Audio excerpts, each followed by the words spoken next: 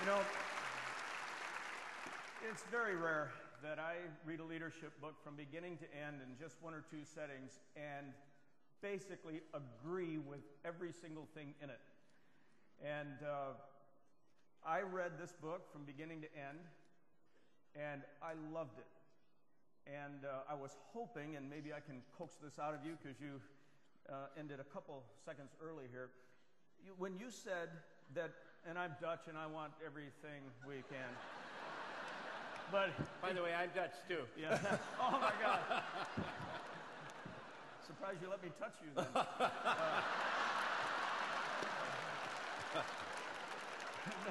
Easy, easy.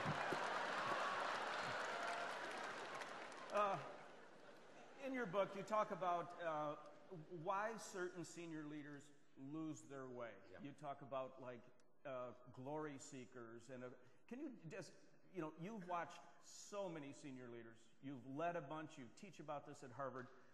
Give us just a couple quick reasons why people lose their way. First of all, everyone I've seen fail as a leader did not fail to lead other people. They failed to lead themselves. Yeah. Okay. And the bottom line is they're not well grounded. They're not well grounded who they are. So they're trying to be something they're not. They're trying to impress all of you out there, rather than saying, look, I know who I am. I know what I can do. I know my faith. I know my calling. And when you know that, then you're grounded. And no one can ask any more from you than that which you are.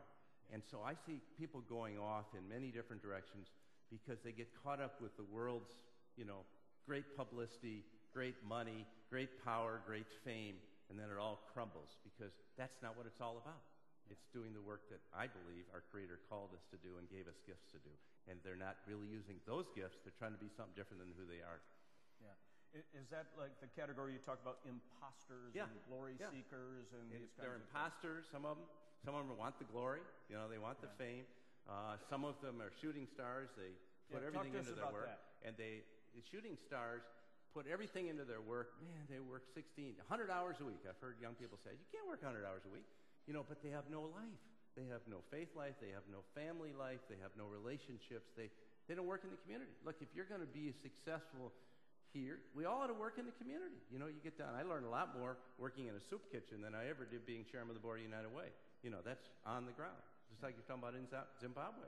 You know, this is on the ground work and how you do that. And I think that's where you don't lose your way. But if you don't put those practices in place, you will. You'll go off and you'll lose it. And I think it's a tragedy.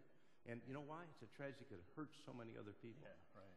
If you were the only one involved, that'd be one story, but your car accident affects so many other people. Exactly. Yeah. Well, I'm really glad that Bill's devoting the last part of his life toward building into the next generation of leaders. And before we end this session with you, you're a fan of Wendy.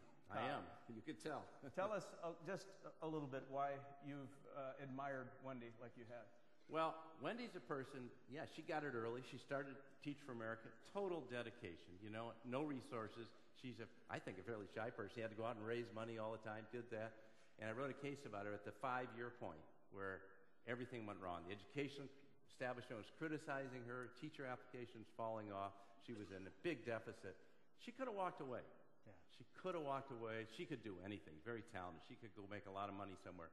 She stayed with it, you know, and she said to me, she came to my classroom, she said, Bill, I said, why'd you stay with it? She said, I forgot about all the people criticizing me. What I remembered was the face of the children, that every child, she wrote this book, every child has a right to a good education and carrying people around them. And I had to try to devote myself to doing that. And here she is 10 years later, what a fabulous success. But she went through a crucible too. Yeah. And that's why I really admire going through that, because you can abandon it, but she went through it, and I think no shooting star there. No, that's for sure. Let's thank Bill, and again, thank you.